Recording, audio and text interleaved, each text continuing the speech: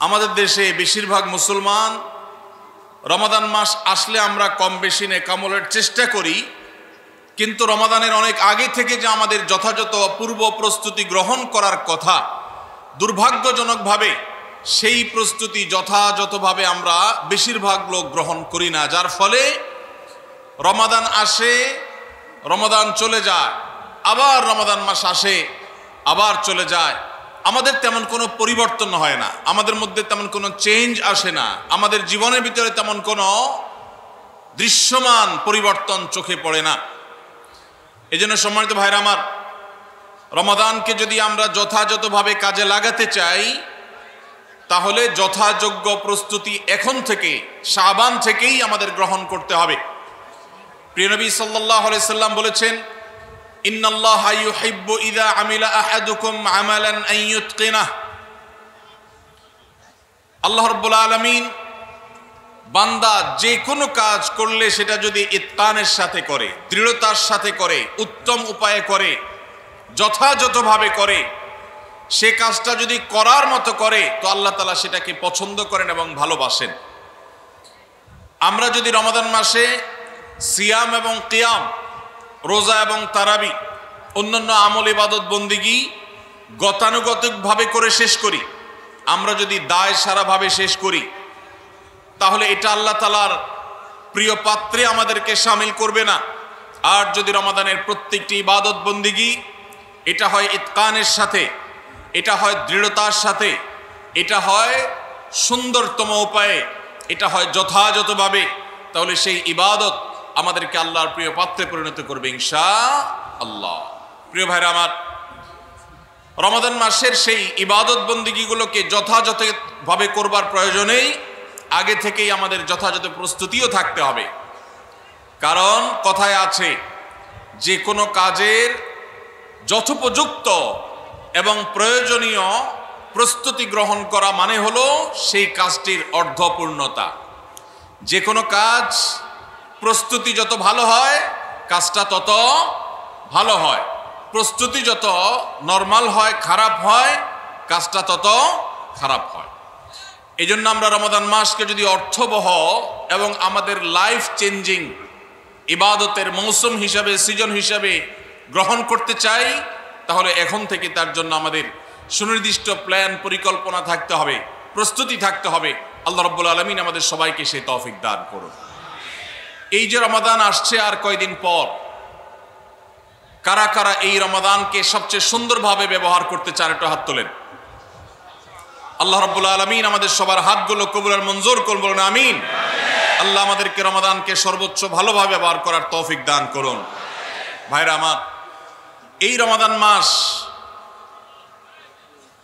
মাস আসার বহু আগে থেকেই আমাদের সোনালী যুগের স্বর্ণ মানবেরা যারা ছিলেন, মুহাম্মদুর রাসূলুল্লাহ সাল্লাল্লাহু আলাইহি ওয়াসাল্লামের হাতে গড়া সাহাবা একরাম, সাহাবীদের শিষ্যত্ব পাওয়া, সান্নিধ্য পাওয়া, তাদের সান্নিধ্যের সৌরভে স্নিগ্ধ হওয়া সেই তাবেঈগণ,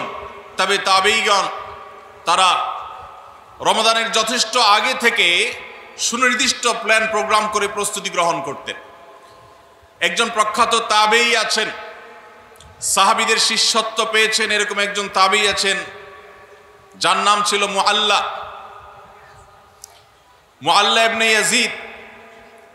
তিনি বলেছেন, সালাফ বা পূর্বসূরীগণ অর্থাৎ সাহাবী তাবেঈগণ, তারা রমাদানের 6 মাস আগে থেকে, রমজান আসার 6 মাস আগে থেকে আল্লাহর কাছে দোয়া করতেন, রোনাজারি করতেন, কান্নাকাটি করতেন, এই মর্মে যে আল্লাহ, রমাদান মাস পর্যন্ত আমার হায়াত বাড়িয়ে দাও, আমি যেন রমজান পাই, রমজানকে যেন সুযোগকে যেন কাজে লাগাতে পারি, রমজানের সুবর্ণ সুযোগ যেন আমার হেলায় হারিয়ে না যায়, সেজন্য আল্লাহর কাছে আগে থেকে এই নিয়ামত প্রাপ্তির জন্য দোয়া করতেন।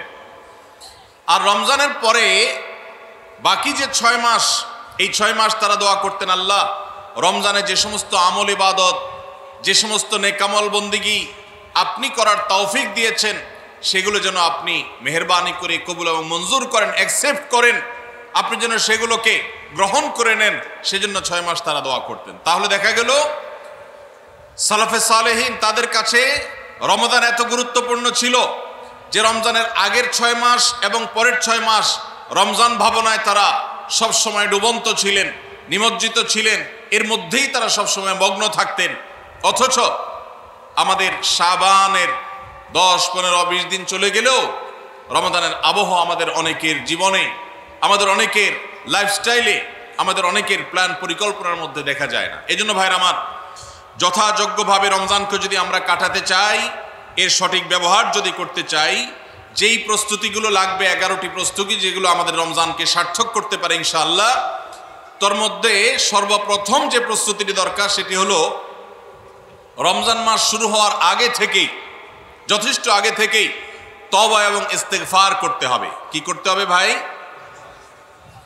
তওবা ইস্তেগফার কেন করবেন? তওবা ইস্তেগফার তো সারা বছরের রুটিন আমল। রমাদানকে কেন্দ্র করে রমজান মাসকে যদি আপনি সঠিকভাবে ব্যবহার করতে চান, তাহলে কেন আপনাকে তওবা ইস্তেগফার করতে হবে? কারণ হলো তওবা এবং ইস্তেগফার এর মাধ্যমে আমরা আল্লাহর রহমতের উপযুক্ত হব। মক্কার মসজিদুল হারামের ইমাম শেখ আব্দুর রহমান আস-সুদাইস হাফিজাহুল্লাহ, তার কাছে সৌদি আরবের কিছু যুবকরা এসেছিলেন। এসে বললেন, শেখ, প্রতি বছর রমজান আসলেই আমরা অনেক প্ল্যান প্রোগ্রাম করি, অনেক কোরআন খতম দেব, অনেক নেক আমল করব, দোয়া রোনাজারি করব, দান সাদাকা করব। দুর্ভাগ্যজনকভাবে সেটা আমাদের আর রমজান মাসে করা হয় না। আফসোস করতে করতে রমজান মাস পার হয়ে যায়। আপনি আমাদেরকে পরামর্শ দিন, কেন আমাদের প্রতি বছর জীবনে রমজান আসে অথচ সেটা সঠিক ব্যবহার করতে পারি না? তখন শেখ সুদাইস তাদেরকে বলেছিলেন, রমজান মাসে ইবাদত বন্দেগী করতে পারা এটা আল্লাহর নেয়ামত, এটা আল্লাহর অনুগ্রহ, এটা আল্লাহর রহমত। যে রমজান পেয়েও ইবাদত করতে পারলো না, সে তো হতভাগা, কপাল পোড়া। এই হতভাগ্যের কাতারে সাধারণত সেই মানুষগুলোই পড়ে যারা আল্লাহর রহমতের উপযুক্ত না। আমরা নানাবিধ অপরাধে, নানাবিধ গুনাহ করে, নানাবিধ নাফরমানি করে আল্লাহর রহমতের উপযুক্ততা আমরা হারিয়ে ফেলেছি, যার কারণে রমজানের ইবাদতের তৌফিক হয় না। এই জন্য তিনি তাদেরকে নসিহা করেছিলেন যে আমি তোমাদেরকে উপদেশ দিচ্ছি, রমজান আসার আগে থেকেই আগের যে সমস্ত গুনাহ খাতা হয়েছে, যে সমস্ত নাফরমানি হয়েছে, আল্লাহর অবাধ্যতা হয়েছে, সেগুলোর জন্য চোখের পানি ফেলে রোনাজারি করে আল্লাহর কাছে ক্ষমা চাও। আল্লাহর কাছে ক্ষমা চেয়ে যদি আগের সবগুলোকে ভ্যানিশ করতে পারো, তাহলে আল্লাহর কাছে রহমতের উপযুক্ত হবে। বিষয়টা অনেকটা হালখাতার মতো। আপনার আগের দেনা দায় সব যখন পরিশোধ করে দিয়েছেন, নতুন করে আবার আপনি ধার করার, বাকিতে নেওয়ার উপযুক্ততা আপনার অর্জন হবে। ঠিক একইভাবে আমাদের নানা নাফরমানের কারণে আল্লাহর রহমত থেকে আমরা দূরে সরে গেছি। লানত অর্থাৎ রহমত থেকে দূরে সরে যাওয়া, এটার উপযুক্ত হয়ে গেছি অনেকে। এই জন্য ভাইরা, এখন থেকে রমাদানের প্রস্তুতির নিয়তে আল্লাহর কাছে তওবা করা, গুনাহ মাফ চাওয়া, ইস্তিগফার করা, জীবন পরিবর্তন করবার সংকল্প করা, এটা হবে আমাদের রমাদানের প্রথম প্রস্তুতি। চেষ্টা করব তো ইনশাআল্লাহ। প্রতিদিন যখনই তৌফিক হয় আল্লাহর সাথে একটু কথা বলবেন, আল্লাহ আমার সমস্ত গুনাহগুলো মাফ করে দিন, আমার নাফরমানি মাফ করে দিন, আমাকে আপনি ক্ষমা করে দিন। আমি যদি আপনার রহমতের জন্য কোনো কারণে অনুপযুক্ত হয়ে যাই, আমার কোনো বদবখতির কারণে, আমার কোনো কৃতকর্মের কারণে, তো আপনি সেগুলো মাফ করে দিন। এই যে দোয়া, এই দোয়া আপনাকে রমাদানে আল্লাহর ইবাদত বন্দেগী করার, আল্লাহর কাছে রোনাজারি করার, আল্লাহর কাছে ভালো আমল নিবেদন করার যে তৌফিক, এটার উপযুক্ত করে দিবে ইনশাআল্লাহ। তাহলে রমাদানের প্রস্তুতির প্রথমটি আমরা পেয়ে গেলাম, সেটা হলো আগের গুনাহ খাতাগুলো থেকে ইস্তিগফার করা, তওবা করা, ফিরে আসা। এর মধ্য দিয়ে রমাদানে ইবাদতের জন্য নিজেকে প্রস্তুত করব ইনশাআল্লাহ। চেষ্টা করা যাবে না ইনশাআল্লাহ। নাম্বার 2, দ্বিতীয় প্রস্তুতি হলো রমাদান মাসে আল্লাহ রাব্বুল আলামিন এই মাসের যে ফজিলত বর্ণনা করেছে, কোরআন এবং হাদিস সম্পর্কে যাদের মৌলিক ধারণা আছে, হাদিসে রাসূল সম্পর্কে যাদের একটু ঘাটাঘাটিও আছে, তারা জানেন 2-3টা আমল সম্পর্কে কোরআন এবং সুন্নাহর সবচেয়ে বেশি সংখ্যক ভাষ্য বর্ণিত হয়েছে। সবচেয়ে বেশি সংখ্যক, এত ফজিলতের, এত তাৎপর্যের, এত মর্যাদার হাদিস আর অন্য আমল সম্পর্কে সাধারণত দেখা যায় না। সেই কয়েকটি আমল যেগুলোর ফজিলত বিপুল পরিমাণ, যেগুলোর ফজিলত সম্পর্কিত হাদিসের সংখ্যা অনেক, সেই রকম আমলগুলোর মধ্য থেকে অন্যতম আমল হলো এই রমাদান কেন্দ্রিক আমল, সিয়াম, রোজা, এগুলোর ফজিলত। তো আমাদের রমাদান কেন্দ্রিক প্রস্তুতি হিসাবে দ্বিতীয়ত যে কাজটি আমরা করতে পারি সেটি হলো এখন থেকেই রমাদান মাসের কি কি ফজিলত আছে, সিয়াম সাধনার কি কি ফজিলত আছে, রমাদানের কি কি আমল আছে, বিশেষ করে ফজিলত এবং মর্যাদার কথাগুলো আলোচনা শুরু করা এখন থেকে। বাসা বাড়িতে গোল হয়ে কোনো নির্দিষ্ট বইকে কেন্দ্র করে পাঠচক্র হতে পারে, গ্রুপ স্টাডি হতে পারে, পর্যালোচনা হতে পারে যে রমাদান মাসের কি কি মাহাত্ম্য আছে, এক একজন এক একটা বললেন। এই আলোচনা পর্যালোচনার মধ্য দিয়ে মনোজগতে রমাদানের জন্য এক ধরনের প্রস্তুতি, এক ধরনের আবহ তৈরি হবে ইনশাআল্লাহ।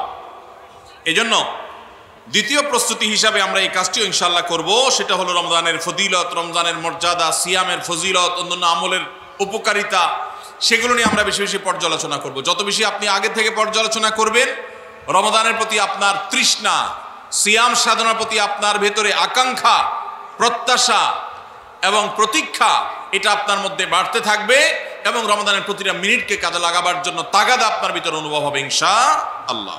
নাম্বার 3, তৃতীয় প্রস্তুতি হলো আমাদেরকে প্রতিজ্ঞা করতে হবে এই রমাদানে আমরা নেকামল করবই করব এবং কোনো আমল, কোনো ভালো কাজ, কোনো সুন্নাহ এটা করার ব্যাপারে কোনো প্রকার অলসতা করব না। কারণ ভাইরা আমার, রমজান মাস পেয়েও যদি আল্লাহর কাছে কেউ ক্ষমা না পায়, একটা প্রসিদ্ধ হাদিস আপনারা সবাই কম বেশি শুনেছেন যে নবী সাল্লাল্লাহু আলাইহি সাল্লামের কাছে জিবরিল এসে বলেছেন, বাউদা মান আদরাকা রমাদানা ফালাম ইউগফার লাহ, যে ব্যক্তি রমজান পেয়েছে অথচ রমজানের এই বিশাল সুবর্ণ সুযোগকে কাজে লাগিয়ে সে তার জীবনের সব গুনাহগুলো মাফ করাইতে পারে নাই, সে আল্লাহর কাছ থেকে মাগফিরাত আদায় করে নিতে পারে নাই, সে জাহান্নাম থেকে মুক্ত এই ঘোষণা সে আদায় করতে পারে নাই, অথচ সে রমজান মাস পেয়েছে, এর চাইতে হতভাগা আর কে হতে পারে? সে ধ্বংস হোক, এই বদদুআয় নবী সাল্লাল্লাহু আলাইহি সাল্লাম আমিন বলে সমর্থন জানিয়েছেন, সায় দিয়েছেন। এজন্য ভাইরা, রমজান মাস এসেছে কিন্তু আমল ইবাদত হয় নাই, রমজান মাস এসেছে আবার চলে গেছে কিন্তু আমার গুনাহ আল্লাহর কাছ থেকে মাফ করাতে পেরেছি বলে আমার বুক সায় দেয় না, তাহলে এর চাইতে বড় হতভাগা, এর চাইতে বড় কপাল পড়ার কেউ হতে পারে না। রমজানের আমল ইবাদত, রমজানের নেক আমল, রমজানের দোয়া, রমজান মাসের চোখের পানি ফেলা, এটা ভাইরা শুধুমাত্র নিজের প্রেরণার জায়গা থেকে শুধুমাত্র সওয়াব আহরণের জন্যই নয়। এটা যদি না করি তাহলে জিবরিলের বদদোয়া, নবীজি সাল্লাল্লাহু আলাইহি সাল্লামের বদদোয়া, আল্লাহর পক্ষ থেকে ধ্বংস হওয়ার পরোয়ানা, এগুলো অনিবার্য হয়ে যাবে।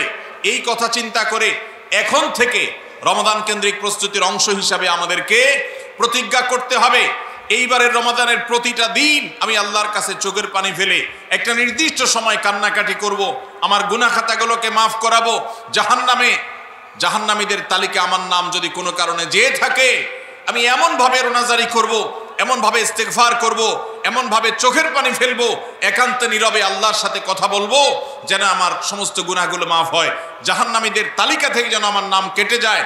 এর জন্য ভাইরা এখন থেকে প্রতিজ্ঞাটা করতে হবে। প্রস্তুতি হলো কাজ হবে রমজানে, কিন্তু প্রতিজ্ঞা হবে এখন থেকে যে আমি কোনোভাবে এইবারের রমজানের সুযোগ আর হাতছাড়া করব না। আল্লাহ, তাহলে 3 নম্বর হলো যে রমজান কেন্দ্রিক সমস্ত আমলগুলো করব, আল্লাহর কাছে তওবা ইস্তেগফার করে নিজের গুনাহগুলোকে মাফ করায় ছাড়বো, জাহান্নাম থেকে মুক্তি তথা নাজাত এটা নিজের করে নেব, এই মর্মে প্রতিজ্ঞাটা এখন থেকে যেই কয়দিন রমজান আসতে সময় আছে প্রতিদিন আমাকে নবায়ন করতে হবে। প্রতিজ্ঞা আজকেরটা যেভাবে হবে কালকেরটা আরো স্ট্রং হবে, তারপরের দিন আরো স্ট্রং হবে। প্রতিদিন আমি স্বপ্ন লালন করব কবে রমাদান শুরু হবে, আর আমি আল্লাহ রাব্বুল আলামিনের কাছে রমাদানের এই সমস্ত ইস্তেগফার, তওবা, আমল এগুলোকে নিবেদন করতে থাকবো। চেষ্টা করা যাবে না ইনশাআল্লাহ? তাহলে 3 নম্বর প্রস্তুতি হলো রমজান মাসে নেকামল করার প্রতিজ্ঞা করা, মাগফিরাত এবং নাজাত আদায় করার প্রতিজ্ঞা এখন থেকে করা। নাম্বার 4 নম্বর যে প্রস্তুতিটা আমাদের নিতে হবে সেটা হলো, যদি আগের রমজানের কোনো রোজা কারোর কাজা থাকে, এই রমজান আসার আগে আগে শাবান মাসের মধ্যেই সেই কাজাগুলো আদায় করে ফেলা উচিত। আম্মা জান আয়েশা রাদিয়াল্লাহু তাআলা আনহা বলেছেন যে নারী হিসাবে রমাদান মাসে যে কয়েকটা রোজা ভাঙতি পড়ে, নবীজি সাল্লাল্লাহু আলাইহি সাল্লাম রমাদান পরে পুরো সময়টা তার কাছে থাকার কারণে তিনি সেই রোজাগুলো রাখার সুযোগ সেভাবে পেতেন না। স্বামীর হকের কথা মাথায় রেখে রোজাগুলো রাখতেন না। এবং শাবান মাস আসলে নবীজি সাল্লাল্লাহু আলাইহি সাল্লাম নিজেও বেশি বেশি নফল রোজা রাখতেন। ওই সুযোগে মা আয়েশা রাদিয়াল্লাহু তাআলা আনহা বলেছেন যে তিনিও তার রমজানের বাকি রোজা যেগুলো ছিল ভাঙতি রোজা, সেগুলো তিনি রেখে ফেলতেন। তো এই হাদিস থেকে বোঝা যায় রমজানের রোজা যদি কারোর কাজা হয়, পুরুষদের অসুস্থতার কারণে হতে পারে, মা বোনদের মাসিকার কারণে হতে পারে, তাহলে সেই রোজা যত দ্রুত সম্ভব আমরা কাজা করে ফেলবো।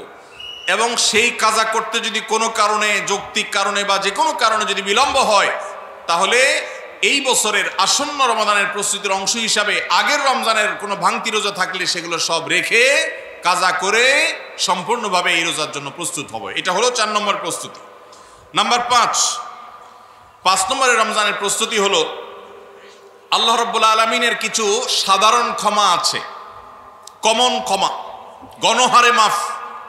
আল্লাহ তাআলার এই যে সাধারণ ক্ষমা, গণহারে মাফ, দুটি বিষয় এই গণহারে মাফ থেকে মানুষকে দূরে সরিয়ে রাখে।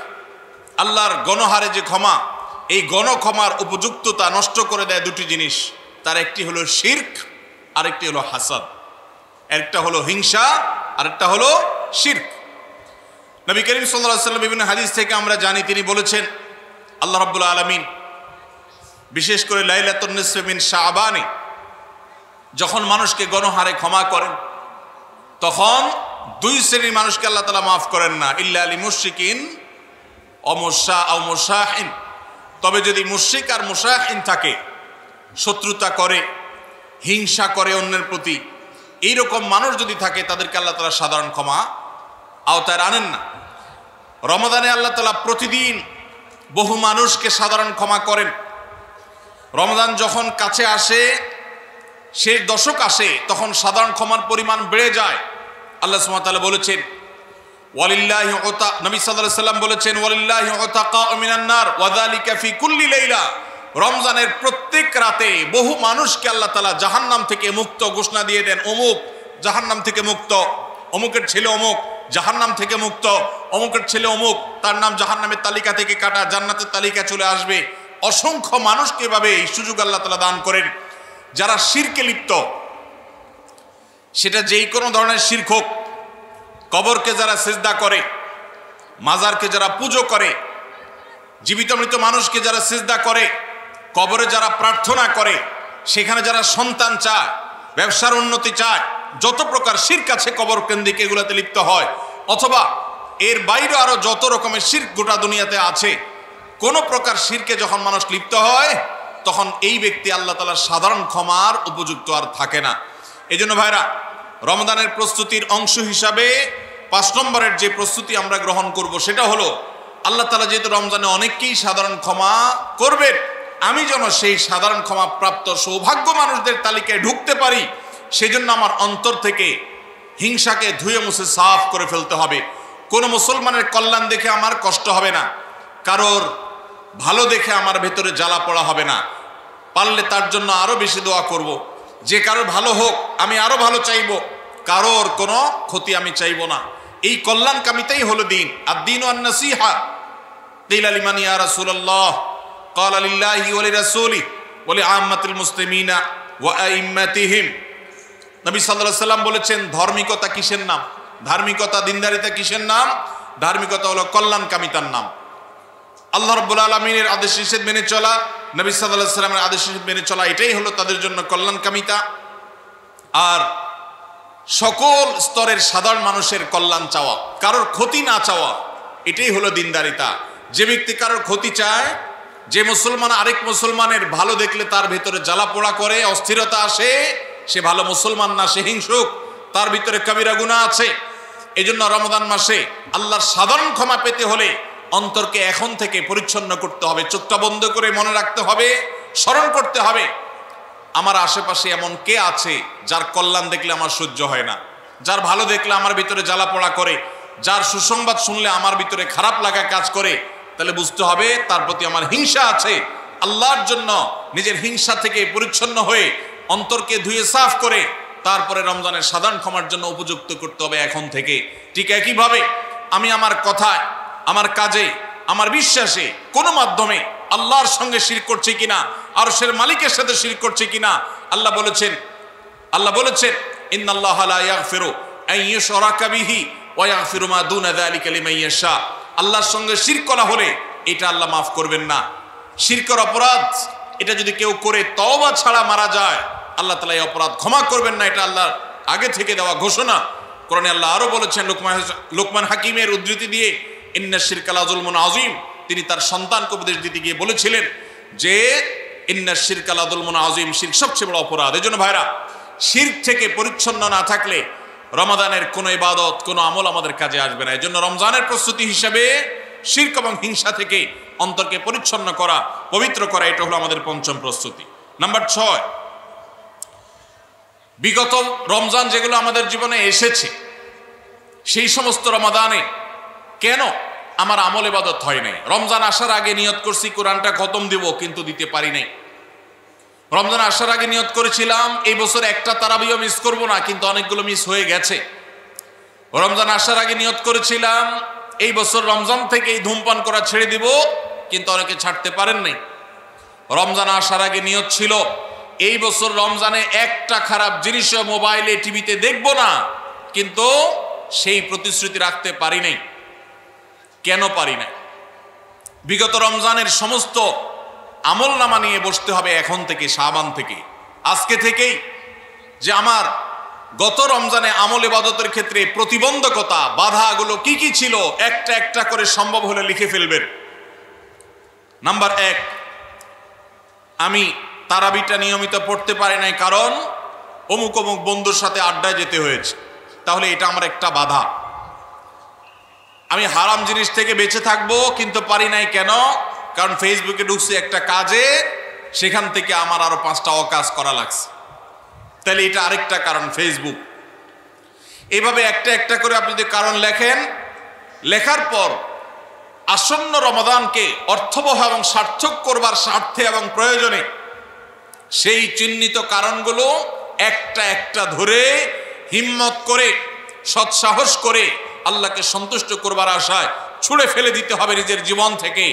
এই সংকল্প এবং এই কাজটা যদি আপনি করতে পারেন, তাহলে ইনশাআল্লাহ আপনি দেখবেন আপনার এই রমজান আপনার জীবনের শ্রেষ্ঠ রমজান হয়েছে। ভাইরা আমার, নবী করিম সাল্লাল্লাহু আলাইহি সাল্লাম তাঁর জীবদ্দশায় কয়টা রমজান পেয়েছেন? মাত্র 8টা রমজান পেয়েছেন। দ্বিতীয় হিজরিতে রমজানের রোজা ফরজ করা হয়েছে, দশম হিজরিতে আল্লাহ তাকে দুনিয়া থেকে নিয়ে গেছেন। মাত্র 8টা রমাদান তিনি পেয়েছেন নবী সাল্লাল্লাহু আলাইহি সাল্লাম। বহু সাহাবী আছেন তাদের জীবনে রমজান মাত্র পেয়েছেন একটা রমজান পেয়েছেন। এরপরে রমজান আসার আগে হয়তো জিহাদের ময়দানে গিয়ে শাহাদাত বরণ করেছেন। অনেক সাহাবী আছেন হয়তো 40, 45, 50 বছর বয়সে ইসলাম গ্রহণ করেছেন, এরপরে কয়েক বছরের মধ্যে দুনিয়া থেকে চলে গেছেন, রমজান পেয়েছেন অল্প কয়েকটা। আর আমরা জন্মসূত্রে মুসলমান হওয়ার সুবাদে এক একজন মানুষ 20টা, 30টা, 40টা, 50টা রমজান আমরা পেয়েছি। দুর্ভাগ্য আমাদের, সাহাবায়ে কেরাম মাত্র 2, 4, 5টা রমজান পেয়ে তাদের জীবনকে যেই পর্যায়ে নিয়ে গেছেন, আমরা বেশিরভাগ মানুষ জীবনে 30, 40, 50টা রমজান পেয়েও আমাদের জীবনকে সে পর্যায়ে নিতে পারি নাই।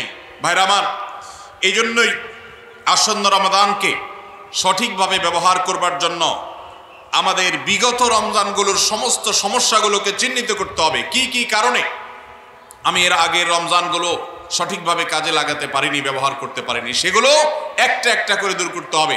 যেমন সোশ্যাল মিডিয়া, ফেসবুক, ইউটিউবের আসক্তি, এটা আমার আগের বছর রমাদানের যে ইবাদত, এটার ক্ষেত্রে প্রতিবন্ধকতা ছিল। তাহলে এই বছরের ইবাদতের প্রস্তুতির অংশ হিসাবে এই সোশ্যাল মিডিয়া, ফেসবুক আমার মোবাইল থেকে আনইনস্টল করে ফেলতে হবে। চেষ্টা করা যাবে না ইনশাআল্লাহ?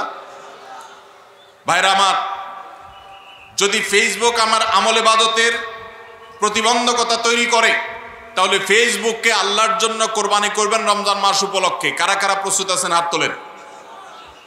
বুঝে শুনে হাত তুলছেন? বুঝে শুনে হাত তুলছেন? আল্লাহ এই হাতগুলোকে সবগুলোকে কবুল মঞ্জুর করুন। যুবক ভাইয়েরা, আপনারা ফেসবুক মোবাইল থেকে আনইনস্টল করার নিয়ত করছেন, এটার মানে কিন্তু আপনারা এক একজন আল্লাহর রাহে কোরবানি হওয়ার নিয়ত করছেন।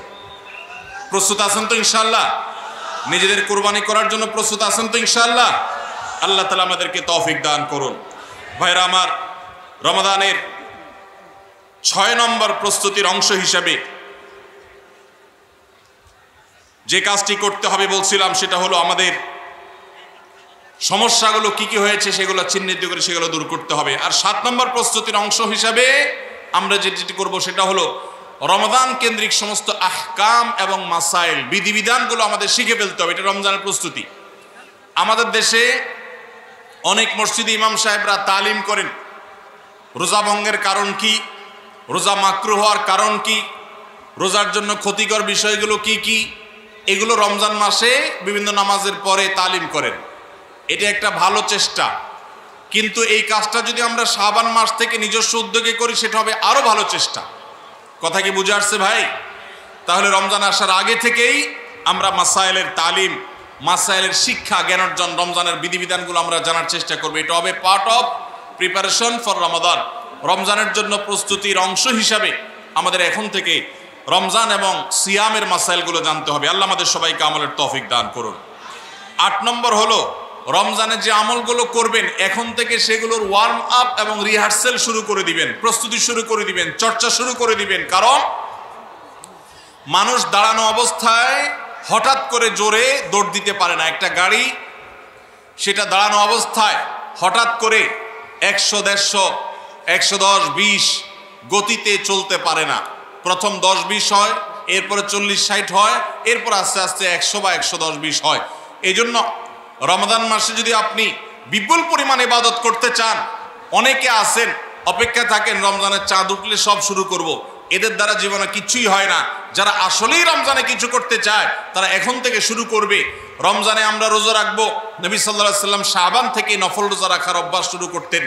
রমজানে আমরা দোয়া করব, এখন থেকে দোয়ার রিহার্সেল শুরু করা, প্রস্তুতি শুরু করা। যে কোনো গুরুত্বপূর্ণ কাজের আগে মহড়া শুরু হয়, তারপরে মূল কাজ শুরু হয়। এই জন্য শাবান মাস থেকে আমাদের প্রস্তুতি চলতে হবে। চেষ্টা করা যাবে না ইনশাআল্লাহ?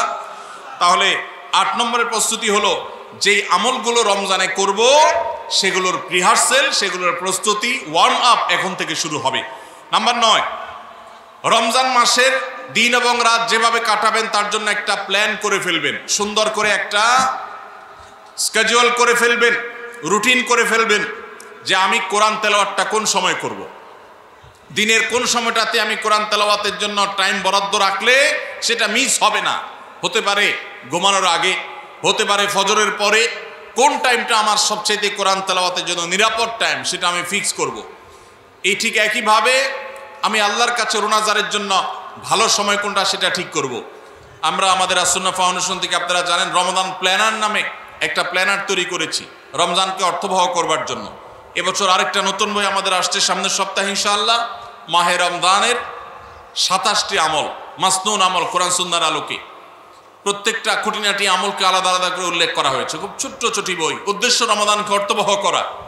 অতএব রমাদানকে অর্থবহ করবার জন্য আপনার প্ল্যান করতে হবে আগে থেকে, সেটা এখন থেকেই, যে আপনি কখন কোন কাজটা করবেন, কোন আমলটা করবেন, কোন ভালো কাজটা করবেন। এগুলো যদি আগে থেকে প্ল্যান হয় দেখবেন কাজটা করা সহজ হয়েছে। নাম্বার 10, রমাদানের প্রস্তুতির অংশ হিসাবে চাঁদ দেখার চেষ্টা করতে হবে। চাঁদ দেখা, আজকাল চাঁদ দেখার আমলটা বিলুপ্ত হয়ে গেছে, অনেকটাই হারিয়ে যাচ্ছে। চাঁদ দেখা কমিটি ছাড়া সাধারণ মানুষ চাঁদ দেখতে আমরা ভুলে গেছি। আমরা চাঁদ দেখি কিন্তু ফেসবুকে, আকাশে না। চাঁদ কি ফেসবুকে দেখবেন না আকাশে দেখবেন? সবাই যদি চাঁদ ফেসবুকে খোঁজেন তাহলে আকাশে সরকারি কিছু লোক খুঁজবে, হেলাল কমিটির লোকজন খুঁজবে। হেলাল কমিটির লোকদের উপরে ভরসা করে যদি এই কোটি কোটি মানুষ তাদের রোজা রাখে তাহলে প্রায় বছর দেখেন গন্ডগোল লাগে। চাঁদ উঠছে আবার উঠে নাই ঘোষণা হয়ে আবার 11টা বাজে 10টা বাজে উঠছে। এই ঘটনা হয় না? হয় না? এই ঘটনা এই জন্য হয় যে আমরা সবাই চাঁদ দেখার দায়িত্বটা পালন করি না। নবীজি বলেছেন সুমু লিরুইয়াতিহি ওয়া আফতিরু লিরুইয়াতিহি, তোমরা রোজা রাখো চাঁদ দেখে, আবার ঈদও করো চাঁদ দেখে। এই জন্য 29শে শাবান পশ্চিম আকাশে চাঁদ খোঁজার চেষ্টা করবেন সন্ধ্যার সময়। চেষ্টা করবেন না ইনশাআল্লাহ? চেষ্টা করে যদি চাঁদ দেখতে নাও পারেন তারপর আপনি সওয়াব পাবেন। আর যদি চাঁদ দেখেন তাহলে দোয়া করবেন আল্লাহুম্মা আহিল্লাহু আলাইনা বিল ইয়ুমনি ওয়াল ঈমান ওয়াস সালামাতি ওয়াল ইসলাম রব্বি ওয়া রাব্বুকাল্লাহ। হে আল্লাহ, এই চাঁদকে আপনি বরকত এবং ঈমান দিয়ে আমার জন্য পরিপূর্ণ করে দিন। এই মাস আমার জন্য নিরাপদ এবং ইসলাম দিয়ে পরিপূর্ণ করে দিন। হে চাঁদ, তোমার আর আমার পালনকর্তা একজন আল্লাহ। অতএব এই চাঁদ দেখার চেষ্টা করবো। এটাও রমাদানের প্রিপারেশন, রমাদানের প্রস্তুতির অংশ। 11 নম্বর হলো আল্লাহর কাছে ভাই চোখের পানি ফেলে এখন থেকে দোয়া করব, আল্লাহ এই যে রমজান আসছে এটা যেন আমার জন্য লাইফ চেঞ্জিং হয়, এটা যেন আমার জীবন পরিবর্তনকারী হয়, এটা যেন আমাকে মুত্তাকি বানিয়ে ছাড়ে, এটা যেন আমাকে নেকামল ওয়ালা বানিয়ে দেয়, এটা যেন আমার জীবনে বিশাল বড় অ্যাচিভমেন্ট এনে দেয়, এটা যেন আমাকে মাগফিরাত পাইয়ে দেয়, এটা যেন আমাকে নাজাত পাইয়ে দেয়, এটা যেন আমাকে জান্নাতের উপযুক্ত করে। এই রমজান যেন আমাকে জাহান্নামীদের তালিকা থেকে আমার নামকে কাটানোর নিশ্চয়তা এনে দেয়। সেইভাবে রমজানকে কাটাবার জন্য আপনি তৌফিক দান করুন। এখন থেকে আল্লাহর কাছে এই বরাদ্দ আদায় করতে হবে, চেয়ে নিতে হবে এবং সেটার জন্য দোয়া করতে হবে। এই দোয়াটা হলো একাদশ এবং সর্বশেষ প্রস্তুতি। চেষ্টা করা যাবে না ইনশাআল্লাহ? রমাদান উপলক্ষে আস-সুন্নাহ ফাউন্ডেশন থেকে আমরা একটা ঘোষণা গত বছরে দিয়ে রেখেছি, ইনশাআল্লাহ এই রমাদানে সেটা কার্যকর হবে। সেটা হলো যে রমজান মাসে যদি কেউ পুরো কোরআনে কারীম অর্থ সহকারে বুঝে পড়ে, মাদ্রাসার নিচের ক্লাসের ছাত্ররা তারা শরীক হতে পারবে, উপরের ক্লাসের ছাত্র অথবা আলেম ওলামা তাদের জন্য এটা না, কারণ তারা তো এই কম্পিটিশনে এমনিতেই ভালো করবে। এটা আমাদের সাধারণ শিক্ষিত ভাইদের জন্য, স্কুল কলেজের ভাইদের জন্য, সর্বস্তরের নারী পুরুষ, দেশে বিদেশে প্রবাসে থাকা সব মানুষদের জন্য উন্মুক্ত। অনলাইনে নিজস্ব ওয়েবসাইটে আমরা এই পরীক্ষা নিয়ে থাকি। 6টি ধাপে সারা বছর নেওয়া হয়েছে। এখন সামনে রমাদানে যেটা হবে সেটা হলো মূল। যে কেউ যারা আগের কোনো ধাপে পরীক্ষা দেয়নি তারাও সবাই দিতে পারবে। কাজ হলো শুধু একটাই, সেটা হলো রমাদানকে কেন্দ্র করে আপনি টার্গেট করবেন পুরা কোরআনের শুরু থেকে শেষ পর্যন্ত আমি একবার ভালো করে অর্থ সহকারে বুঝে পড়ার চেষ্টা করব। চেষ্টা করা যাবে না ইনশাআল্লাহ? আল্লাহ তাআলা কি বলেছেন পুরা কোরআনে আমরা অনেকেই পড়তে চাই, জানতে চাই, কিন্তু হয়ে ওঠে না। আপনি এই রমজানকে কেন্দ্র করে যদি টার্গেট করেন প্রতিদিন আমি 1 পারা বা 1.5 পারা, ইমাম সাহেব বা হাফেজ সাহেব তারাবিতে যে তেলাওয়াত করেন পুরো পারাটা আমি যদি সুন্দর করে দেখে যাই এবং দেখার পরে পরিবারের লোকদের সাথে গ্রুপ স্টাডি করি, মুদারাসা করি, যেটা নবী সাল্লাল্লাহু আলাইহি সাল্লাম জিবরিলের সাথে করতেন, সেটা যদি আপনি করেন তাহলে রমজানের শেষ জুমাবার বাদ ফজর অনলাইনে আমাদের পেজ থেকে লিঙ্ক দেওয়া হবে। লিঙ্কে ক্লিক করে শর্ট টার্মে একজন একটু রেজিস্ট্রেশন করে দিতে হবে। নিজে পারলে ভালো, না হলে যারা অনলাইন বোঝে তারা 1 মিনিট লাগবে রেজিস্ট্রেশন করতে, বাস। এরপরে আপনি ডাইরেক্ট পরীক্ষা দিতে পারবেন। এমসিকিউ প্রশ্ন, একটা অক্ষরও লিখতে হবে না, সব প্রশ্ন উত্তর দেওয়া আছে, 4টা উত্তর দেওয়া থাকবে, সঠিকটা সিলেক্ট করতে হবে। এই পরীক্ষা যারা বিজয়ী হবেন তাদের জন্য পুরস্কার হলো 15 লক্ষ টাকা। 15 লক্ষ টাকার পুরস্কারের ঘোষণা আমরা দিয়েছি। এর মধ্যে প্রথম 3 জনকে আমরা ইনশাআল্লাহ বিদিনিল্লাহ উমরা করাবো। 3 জনের উমরার জন্য আল্লাহর 3 বান্দা ইতোমধ্যে স্পন্সর হয়ে টাকা জমা দিয়ে দিয়েছেন আমাদের কাছে। এখন শুধুমাত্র কারা কারা উমরা যেতে চান সে মানুষগুলো দরকার। আপনারা সবাই যেতে চান ইনশাআল্লাহ? অতএব ভাইরা, রমজানকে কেন্দ্র করে ওই যে প্রিপারেশন, প্রস্তুতির অংশ হিসেবে এখন থেকে কোরআনে কারীম বুঝে পড়া শুরু করে দেন। পরীক্ষার দিন পরীক্ষা দেন। আপনি পুরস্কার জিতেন আর না জিতেন, আল্লাহ বলেছেন ফাস্তাবিকুল খায়রাত, ভালো কাজে প্রতিযোগিতা করা এটা ইটসেলফ একটা ভালো কাজ। অতএব আপনি পরীক্ষায় অংশগ্রহণ করেছেন, প্রতিযোগিতায় নাম লিখিয়েছেন, এটাই একটা ইবাদত। আপনার রমাদান কর্তব্য করে দিতে পারে ইনশাআল্লাহ। সবার চেষ্টা করবো তো ইনশাআল্লাহ রমাদানকে কেন্দ্র করে। তাহলে যে প্রস্তুতিগুলো আমরা নিতে পারি, যেগুলো আমাদের রমাদানকে অর্থবহ করতে পারে, তার ভিতরে 1 নম্বর বলেছিলাম তওবা ইস্তেগফার করে আগের সব গুনাহগুলো থেকে আল্লাহর কাছ থেকে মাগফিরাত আদায় করে নেওয়া, যাতে করে রমজানে ইবাদতের জন্য আপনি উপযুক্ত হন, আল্লাহর রহমত প্রাপ্তির তৌফিক প্রাপ্ত হন। অনেক সময় গুনাহগুলো ইবাদতের ক্ষেত্রে বাধা হয়, গুনাহের কারণে আল্লাহর ইবাদতের তৌফিক হয় না। নাম্বার 2, আল্লাহ রাব্বুল আলামিন রমজানের এবং সিয়ামের যে ফজিলতের কথা বলেছেন, নবীজি সাল্লাল্লাহু আলাইহি ওয়াসাল্লাম যেসব ফজিলতের কথা বলেছেন, মর্যাদা, মাহাত্ম্য, তাৎপর্যের কথা বলেছেন, এগুলো আলোচনা, পর্যালোচনা, এগুলো এখন থেকে শুরু করা। আপনার অফিসে, বাসায় বিভিন্ন রকমের হাদিস, রমজানের ফজিলত, সাহারি ইফতারের ফজিলত, গুনাহমুক্ত থাকার ফজিলত, তাকওয়া চর্চার ফজিলত, রমজানের আমল, এগুলো এখন থেকে জানাশোনা শুরু করে দেন। এখন থেকে এটা রিহার্সাল শুরু করেন। রমজানকে অর্থবহ করবার জন্য আমরা রমজান প্ল্যানার করেছি। রমজানকে অর্থবহ করবার জন্য আমরা কোরআন তারাবির সালাতে কোরআনের বার্তা বই করেছি। রমজানকে অর্থবহ করার জন্য আমাদের আরেকটা বই আসছে, মাহে রমজানের 27 আমল। এই সব আয়োজন কিভাবে রমজানকে সুন্দরভাবে কাটানো যায় সেজন্য এখন থেকে আপনি ফজিলতের হাদিসগুলো জানেন, আলোচনা করেন, দেয়ালে দেয়ালে নিজের বাসায় লাগায় রাখেন এবং বারবার দেখেন, পর্যালোচনা করেন, আবহ তৈরি হবে ইনশাআল্লাহ। নাম্বার 3, তৃতীয় প্রস্তুতি হলো এইবারের রমাদানে যে কোনোভাবে মাগফিরাত আদায় করে ছাড়বো আল্লাহর কাছ থেকে। জাহান্নামীদের তালিকা আমার নাম থেকে থাকলে এটা কাটায় ছাড়বো, এই মর্মে প্রতিজ্ঞা করা, এটাও প্রিপারেশন। এখন থেকে নিয়ত করা যে এই রমজানটা অর্ডিনারি রমজান হবে না, এই রমজানটা শুধু সাহারি আর ইফতার আর তারাবি এই 3 জিনিসের নাম হবে না, এটা একটা অর্থবহ রমজান হবে। একটা নাফরমানি আমি করব না, একটা গুনাহ আমি করব না। এখন থেকে প্রতিজ্ঞা করতে হবে নিজের সাথে নিজে, প্রতিদিন নিজের সাথে নিজের বোঝাপড়া ফাইনাল করতে হবে, এটা প্রস্তুতি।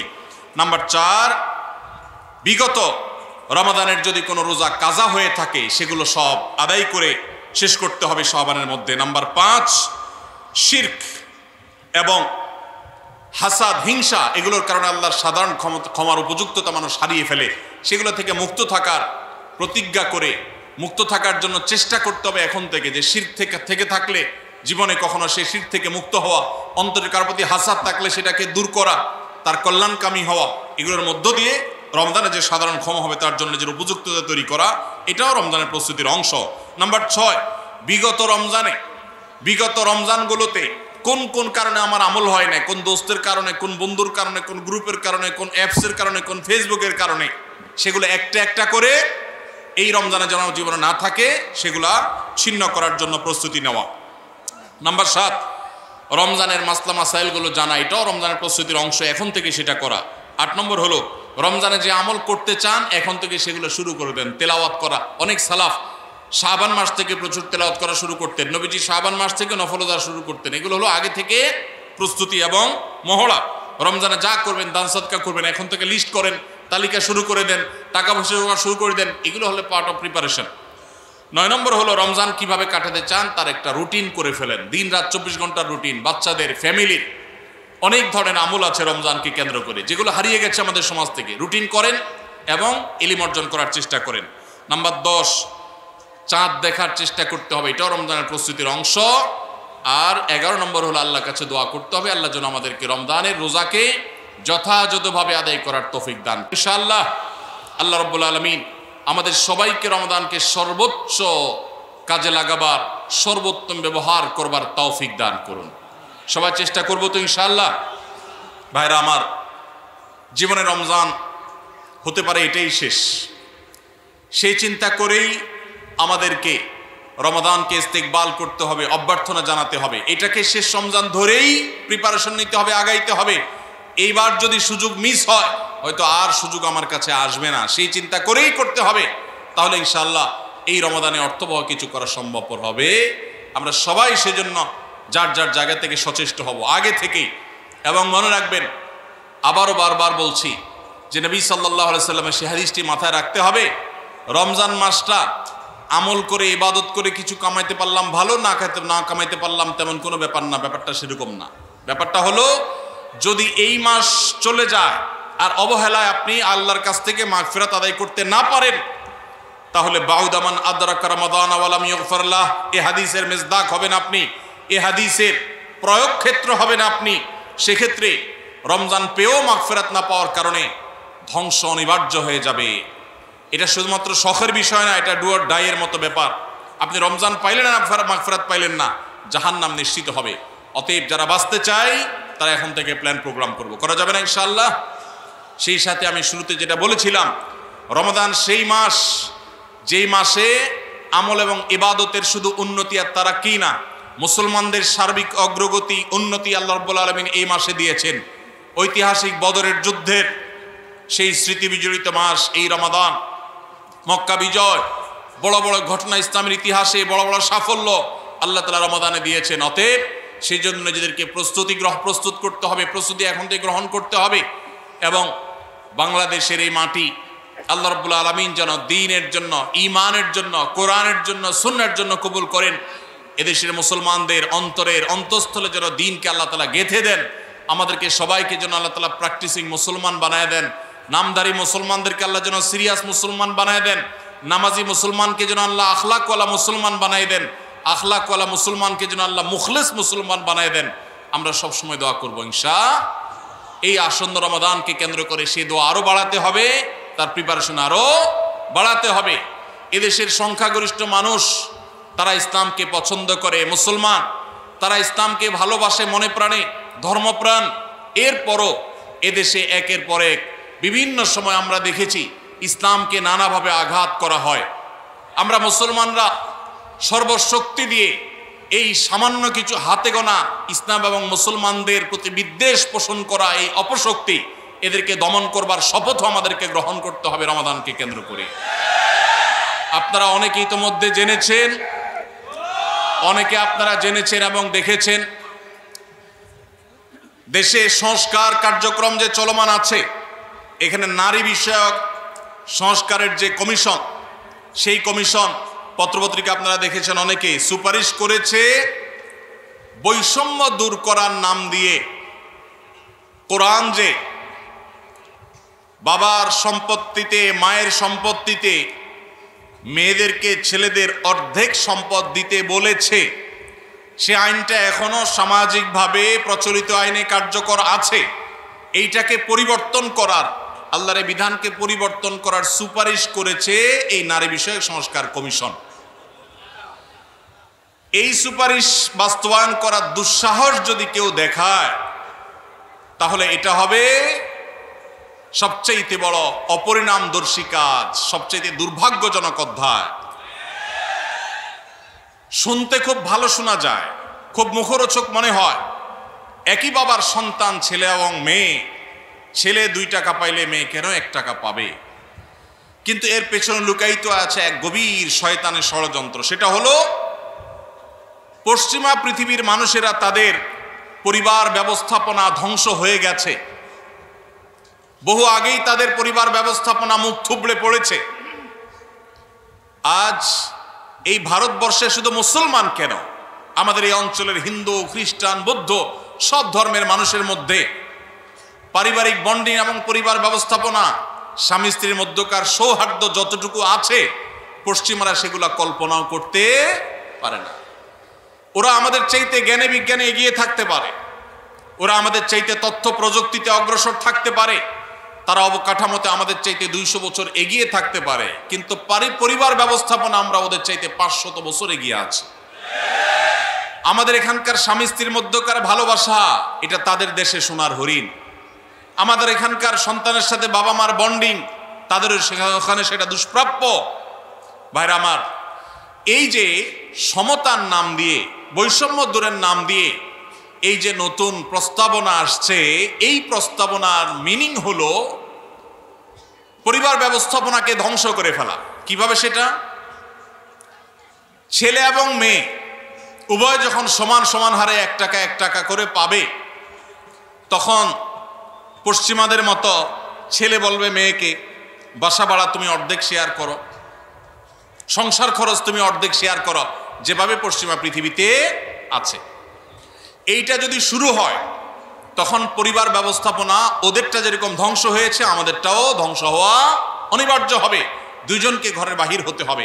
এটা হলো স্বামী স্ত্রীর মধ্যকার রেষারেষি শুরু হওয়ার একটা সূচনা, একটা সূত্রপাত, যে তোমার কাছে 2 টাকা আছে, আমার কাছেও 2 টাকা আছে, তাহলে সংসার খরচ আমি দিলে তুমি কেন দিবা না, তোমাকেও দিতে হবে।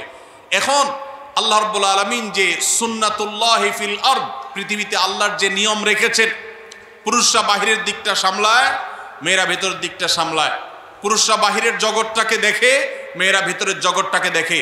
এই যে বন্টন, এই বন্টনের মধ্য দিয়ে যে পরিবার ব্যবস্থাপনা মানব সভ্যতার শুরু থেকে আজও পর্যন্ত আসছে, এটার ভিন্ন পথ এক্সপেরিমেন্ট করে চালিয়ে পরীক্ষা চালিয়ে পশ্চিমারা ফেইলিওর হয়ে গেছে, ব্যর্থ হয়ে গেছে।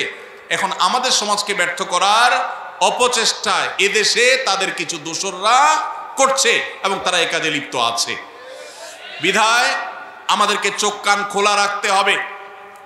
কোরআনে কারিমের আইন, কোরআনে কারিমের বিধান এমনিতেই তো নাই। যে দুই একটা সমাজের খাঁজে ভাজে আছে, এগুলাকে ধুয়ে পরিষ্কার করার যে শয়তানের ষড়যন্ত্র, নীল নকশা, এটা ইনশাল্লাহ এদেশের মানুষ বাস্তবায়ন করতে দিবে না। এদেশের মানুষ দিনকে যতটা ভালোবাসে, ফু মেরে তুড়ি মেরে সংস্কারের নামে আল্লাহর দেওয়া সে বিধান, এটাকে উড়িয়ে দেয়া হবে আর সাধারণ মানুষ চুপচাপ বসে থাকবে। এটা বোকার স্বর্গে বসবাস করা ছাড়া আর কিছুই নয়। এমনিতেই কোরআনের কোন আইন, কোন বিধান, আল্লাহর আদেশ বা নিষেধ মুসলিম অধ্যুষিত দেশ হিসাবে, ধর্মপ্রাণ মানুষদের দেশ হিসাবে, সেটা আমাদের আইনে, সংবিধানে এমনিতেই স্থান পাচ্ছে না। যেগুলো আছে দুই একটা, সেগুলো মুছে পরিষ্কার করার এই ষড়যন্ত্র এদেশের প্রত্যেকটা মুসলমান রুখবে ইনশাআল্লাহ। ভাইরা আমার, এই জন্য আমাদেরকে চোখ কান খোলা রাখতে হবে, আমাদেরকে সতর্ক থাকতে হবে। তবে সেই সাথে আমাদের এও মাথায় রাখতে হবে, মা বাবার সম্পদে বোনদের অধিকার, এটাকে আমরা অনেক পুরুষরা বঞ্চিত করছি, তাদেরকে অধিকার দিচ্ছি না। যেটুকু কোরআন বলেছে সেটুকুর বাস্তবায়ন হলেই সমাজ শান্তিতে পরিপূর্ণ হয়ে যাওয়ার কথা, কিন্তু সেটা বাস্তবায়ন করার নাম নাই, সেটাকে পরিবর্তন করার বরং চেষ্টা চলছে। ভাইরা আমার, আল্লাহ রাব্বুল আলামিন আমাদেরকে নারী পুরুষের মধ্যে সমতা বিধান করতে বলেন নাই, ন্যায্যতা বিধান করতে বলেছেন। কি করতে বলেছেন? সমতা। ইসলাম সমতার কথা বলে না, ন্যায্যতার কথা বলে। সব সময় সমতা মানুষের ন্যায্যতাকে নিশ্চিত করে না, সব সময় সমতা মানুষের ন্যায্যতাকে নিশ্চিত করে না। এজন্য ইসলাম ন্যায্যতা কথা বলেছে। ন্যায্যতা এটা থাকতে হবে, সমতা থাকা জরুরি নয়। আল্লাহ আপনাকে একটা ছেলে দিছে, একটা মেয়ে দিছে। ছেলেটার জ্বর হয়েছে, তাকে নাপা খাওয়াইছেন 103 ডিগ্রি জ্বর। মেয়েটার শরীরে কোনো জ্বর নাই, সুস্থ মানুষ। তাকে বলতেছেন, তুমিও তো আমার ঘরে জন্ম নিয়েছ, এক পাতা নাপা কিনেছি, ছেলেটাকে খাইয়েছি একটা, তুমিও তো ভাত খাইছো, এখন একটা নাপা তুমিও খাও, না হলে তো আমার ভয় হয় যে আমি সমতা বিধান করলাম না। কি বলেন? ছেলের জ্বর হয়েছে, তাকে নাপা খাওয়াইছেন, এখন সমতা যদি বজায় রাখতে হয় তাহলে মেয়েকেও কি করা লাগবে? নাপা খাওয়ানো। এক ছেলের বয়স 20, তার জন্য যে সাইজের জামা কিনেছেন, আরেকজনের বয়স 10। সমতা বিধান করতে হলে তার জন্য একই সাইজের জামা কিনতে, একই সাইজের জামা যদি কিনেন তাহলে সেটা কি ইনসাফ হবে না বেইনসাফ হবে?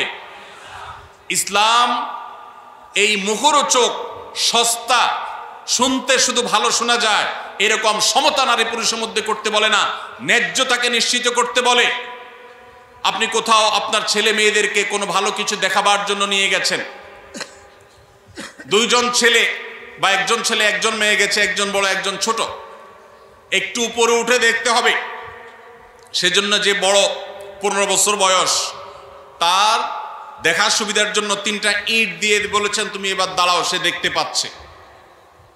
এখন যার বয়স 5, তার জন্য যদি 3টা ইট দেন, সে কি দেখতে পাবে? কিন্তু যেহেতু বড়জনকে 3টা দিবেন, ছোটজনকেও 3টা দিবেন, ছেলেকে 3টা দিবেন, মেয়েকেও 3টা দিবেন, এটা হলো সমতার দাবি। আর ন্যায্যতার দাবি হলো যার 3টা লাগে তারা 3টা দিবেন, যার 6টা লাগে তাকে 6টা দিবেন। এটা হলো ন্যায্যতা। ইসলাম নারী পুরুষের মধ্যে ন্যায্যতা নিশ্চিত করতে বলে, সমতা নয়। পশ্চিমারা যে সমতার কথা বলে, এটা মুখরোচক, বস্তা পচা সস্তা স্লোগান। এই স্লোগান কখনো ইনসাফ প্রতিষ্ঠা করতে পারে না। পশ্চিমাদের সমাজ ব্যবস্থা ইনসাফ প্রতিষ্ঠা হয় নাই। নারীরা মুসলমানদের চাইতে 1000 গুণ বেশি নিগৃহীত, নিষ্পেষিত। আমাদেরকে বুঝতে হবে এবং ধারণ করতে হবে। আল্লাহ রাব্বুল আলামিন কোরআন এবং হাদিসের আলোকে আমাদের জীবনকে, আমাদের সমাজকে, আমাদের দেশকে, আমাদের পরিবারকে, সব কিছুকে ঢেলে সাজাবার তৌফিক আমাদেরকে দান করুন। আমাদেরকে কোরআন এবং হাদিসকে ধারণ করতে হবে, রমাদান কর্তব্য করতে হবে। যে সমস্ত কথা আমরা শুনলাম, জানলাম, দিনভর আলোচনা হলো, আল্লাহ তাআলা আমাদের সবাইকে আমলের তৌফিক দান করুন। হাদা ওয়াসাল্লি ওয়াসাল্লিম আলা নবিয়িনা মুহাম্মদ ওয়া জাযাকুমুল্লাহু খাইরা। ওয়াসসালামু আলাইকুম ওয়া রাহমাতুল্লাহি ওয়া বারাকাতুহু।